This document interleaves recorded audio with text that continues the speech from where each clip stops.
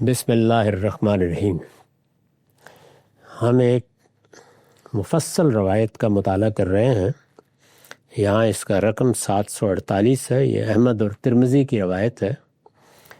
اس میں رسالت مآب صلی اللہ علیہ وسلم کا ایک رویا بیان ہوا ہے، یعنی آپ نے ایک خواب دیکھا۔ اس سے پیچھے بیان ہو چکا ہے کہ یہ خواب فجر کے قریب دیکھا گیا۔ خود رسول اللہ نے بیان فرمایا کہ میں نے معمول کے مطابق اٹھ کر نوافل پڑھے، اس کے بعد مجھ پر اونگ طاری ہو گئی، اور میں جب سو گیا تو میں نے یہ دیکھا۔ اس میں کیا دیکھا، کیا سوالات ہوئے، کیا چیزیں پوچھی گئیں، کیا جوابات دیے گئے، وہ ہم پڑھ چکے ہیں۔ آخر میں اللہ تعالیٰ نے پوچھا کہ اب یہ سب چیزیں تو واضح ہو گئیں، ثم قال سل، یعنی اب کوئی دعا کرنی ہے، کوئی چیز مانگنی ہے تو اے محمد مانگ لو۔ تو دیکھیے رسول اللہ صلی اللہ علیہ وسلم نے فرمایا کہ میں نے کیا مانگا، اللہم انی اسألک فعل الخیرات، پروردگار میں تجھ سے نیکی کرنے کی توفیق مانگتا ہوں، یعنی میں خیرات اختیار کروں، نیکی اختیار کروں۔ یہ اللہ ہی کی توفیق سے ہوتا ہے، یعنی انسان ارادہ کرتا ہے، فیصلہ کرتا ہے، لیکن یہ کہ اس کو یہ حوصلہ ملے، یہ ہمت حاصل ہو، مشکلات پیش نہ آئیں، وہ غفلت شعار نہ ہو جائے، یہ اللہ کی توفیق سے ہوتا ہے۔ تو آپ نے فرمایا کہ پروردگار میں تجھ سے درخواست کرتا ہوں کہ مجھے نیکی کرنے کی توفیق دے، وَتَرْكَ الْمُنْكَرَاتِ، اور وہ چیزیں جو بھلائی کی چیزیں نہیں ہیں، جو خیر کی چیزیں نہیں ہیں، ان کو ترک کرنے کی توفیق مل جائے، میں ان کو چھوڑ دوں۔ یہ قرآن مجید نے جو جامع تعبیریں پورے دین کے لیے اختیار کی ہیں، ان کو حرز جاں بنا لینا چاہیے۔ یعنی دین ہے کیا؟ ایک لفظ میں تزکیہ، پاکیزگی۔ اس پاکیزگی میں جو بڑے شعبے ہیں وہ تین ہی ہیں، یعنی بدن کی طہارت کا خیال رکھا جائے، اس میں کوئی آلودگی نہ آئے، کھانے پینے کی چیزوں میں طیبات اور خبائث کا فرق ملحوظ رکھا جائے، تو وہاں دو لفظ استعمال کیے ہیں، یعنی طیبات پاکیزہ چیزیں کھاؤ، اور ان چیزوں سے اجتناب کرو جن کو تمہاری عقل کہتی ہے کہ یہ خبائث ہیں، جن سے فطرت ابا کرتی ہے۔ اسی طریقے سے اخلاق کے معاملے میں خیر اور منکر، معروف اور منکر کے الفاظ استعمال کیے ہیں۔ یہ وہ چیزیں ہیں کہ جن کو انسان سمجھتا ہے، خیر بھلائی یہ انسان کی فطرت میں اس طرح ودیت ہے۔ خود قرآن نے بتایا کہ فَالْهَمَهَا فُجُورَهَا وَتَقْوَاهَا، انسان جانتا ہے کہ کیا چیز برائی کی ہے، کیا بھلائی کی ہے۔ اس کے مقابل میں منکرات وَحُبُّ الْمَسَاکِین، اور مجھے مسکین لوگوں کی، غریب لوگوں کی، بے کس لوگوں کی محبت عطا فرما، یعنی میں ان کو حقیر نہ سمجھوں، میں ان کی ذمہ داری محسوس کروں، ان کے بارے میں میرا رویہ ایک عاجز بندے کا رویہ ہو، مجھے ان کی محبت نصیب فرما۔ وَأَن تَغْفِرَ لِي وَتَرْحَمَنِی، مجھے میرے گناہوں کو معاف کر دے، مجھ پر رحم فرما۔ یہ رسالت مآب نے جواب میں دعا مانگی۔ فرمایا وَإِذَا أَرَدْتَ فِتْنَةً فِي قَوْمٍ فَتَوَفَّنِي غَيْرَ مَفْتُونٍ، کہ اگر میری قوم کو کوئی ایسی آزمائش پیش ہی آنی ہے جس میں سب مبتلا ہوں گے، تو پروردگار مجھے اس حال میں اٹھا لے کہ میں اس فتنے میں مبتلا نہ ہوں۔ یہ جو نازک موقع آتے ہیں، اللہ کی گرفت کے موقع، ظاہر ہے کہ پیغمبروں کی زندگی میں آ جاتے ہیں بعض اوقات، تو اس لیے فرمایا کہ مالک مجھے نجات دینا۔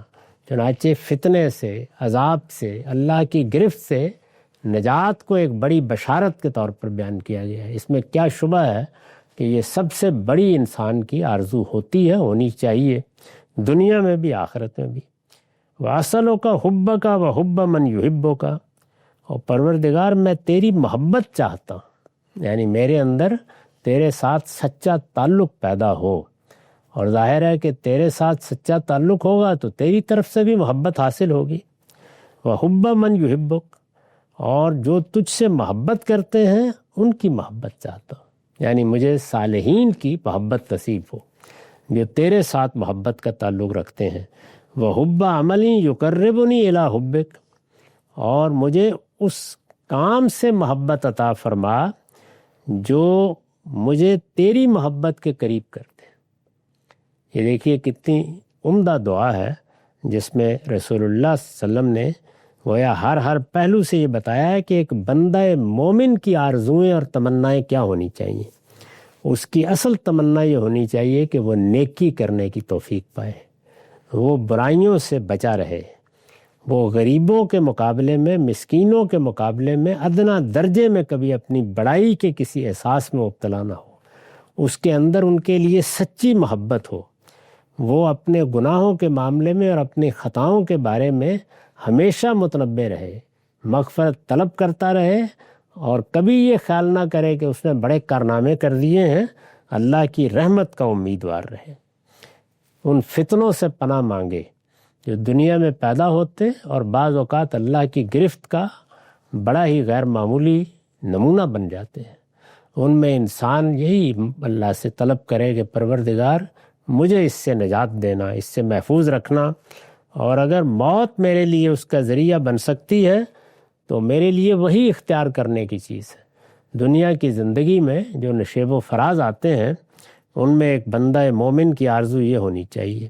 اسی طرح انسان یہاں تعلقات میں، روابط میں محبت اور نفرت کے مابین جیتا ہے، تو محبت کن کی حاصل ہو؟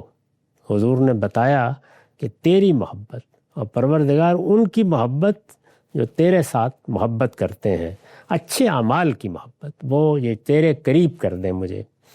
تو فقال رسول اللہ صلی اللہ علیہ وسلم انہا حق فدرسوہا ثم تعلموہا۔